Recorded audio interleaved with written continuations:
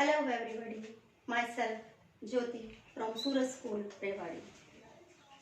Today we are going to discuss the topic properties of metal and non-metals from the chemistry of class 10th.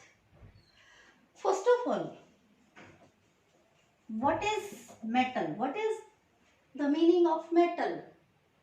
Metal are the elements which are electropositive in nature, are metals like sodium, potassium, calcium, etc. Whereas non-metals are those elements which are electronegative in nature like oxygen, fluorine, chlorine, sulfur, etc. Now, metal and non-metal both have some properties. Some are physical and some are chemical. Physical properties like metals are good conductor, non-metals are bad conductor of electricity. All metals are solid except mercury at room temperature, whereas non-metals are solid, liquid and gas. Liquid non-metal is bromine. Metals have high density, non-metals have low density. Metals are lustrous, non-metals are non-lustrous, etc. and etc. Now, I am coming on the chemical properties of metal and non-metals.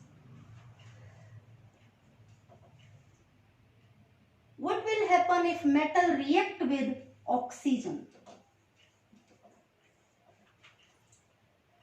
When metal react with oxygen, it always form metal oxide.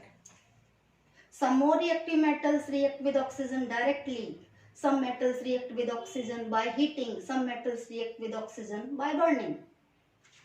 Metal oxides are basic in nature because when these metal oxides react with water, they produces base. That's why metal oxides are basic in nature. But some metal oxides are amphoteric. Students, amphoteric means which shows acidic as well as basic nature. The metal oxides which are acidic as well as basic in nature are known as amphoteric oxides. For example, zinc oxide and aluminium oxide. These both metal oxides are amphoteric, means these both metal oxides are react with acid as well as base to produce salt and water. That's why these are amphoteric in nature. Let us explain that why these are amphoteric. We are taking the example zinc oxide. If zinc oxide is amphoteric, then it will produce salt and water with both acid and base. When zinc oxide reacts with hydrochloric acid, it produces zinc chloride and water, salt and water. That means here zinc oxide is basic in nature because it produces salt and water with acid. If zinc oxide react with base NaOH, sodium hydroxide, again it produces salt and water, sodium zincate and water. So here zinc oxide is acidic in nature. So look at here, zinc oxide is basic when it reacts with acid. Zinc oxide is acidic when it reacts with base. That's why zinc oxide is amphoteric in nature. Like this way, aluminium oxide is also amphoteric in nature. We can prove that aluminium oxide is amphoteric by this way. Now, the turn is non-metal. Can non-metals also react with oxygen? Yes. Non-metals जब oxygen के साथ reaction करते हैं, they also produce non-metal oxide.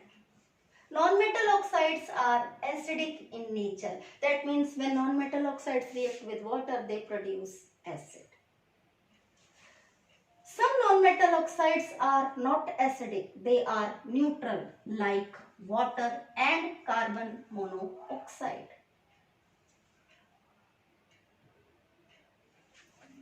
These two non-metal oxides are neutral in nature, means neither acidic nor basic.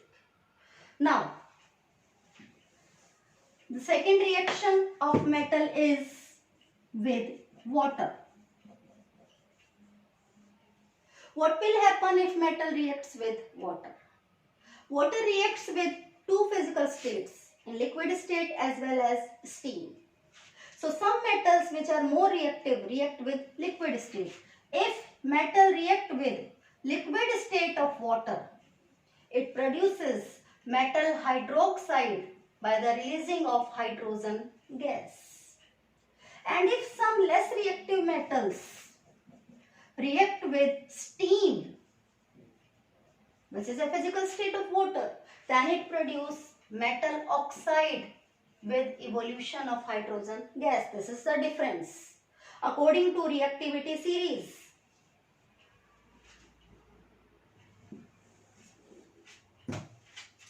Potassium, sodium, calcium, magnesium, aluminium, zinc, iron, tin, lead, hydrogen, copper, mercury, silver, gold, platinum.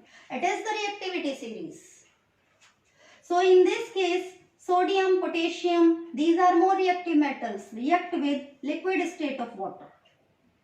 Magnesium react with hot water. These metals, aluminium to lead, these metals are medium reactive metals, react with steam state of water and produces metal oxide with releasing of hydrogen gas. These metals are least reactive metals, means less reactive than hydrogen, so not react with water. These metals could not displace hydrogen from water. That's why these metals not react with water. And these are noble metals.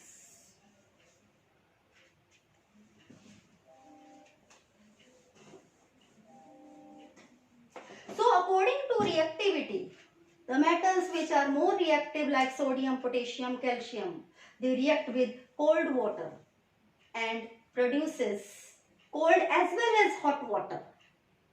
With both state of water, with both type of water, cold as well as hot water, they react, but their reactivity changes.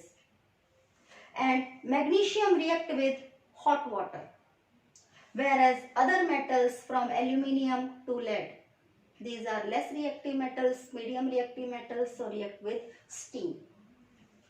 Now, we are talking about non-metals. Can non-metals react with water? No. Non-metals not react with water from any physical state, not with liquid state, not with steam state. Now, reaction with dilute acids.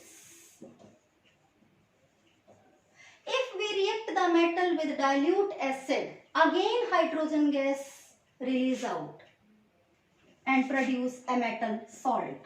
Metal plus dilute acid, it produces salt with the evolution of hydrogen gas. Metals more reactive than hydrogen. According to reactivity series, those metals which are more reactive than hydrogen can displace the hydrogen from acid and they can react with dilute acids. But according to reactivity series, the metals which are less reactive than hydrogen could not displace hydrogen from acid, so not react with dilute acid. In case of non-metals, can non-metals react with dilute acids? No, non-metals not react with dilute acids. Now, the case of hydrogen and chlorine. Only 3 metals react with hydrogen and form metal hydrides. These are potassium, sodium and calcium. Rest metals not react with hydrogen. Non-metals, all non-metals react with hydrogen and form covalent compounds. like carbon, nitrogen, chlorine, etc. In case of chlorine, all metal and non-metals react with chlorine. But when metal react with chlorine, it produces ionic compounds. Whereas when non-metal react with chlorine, it produces covalent compounds. So students, it is all about the properties of metal and non-metals. Thank you and have a nice day.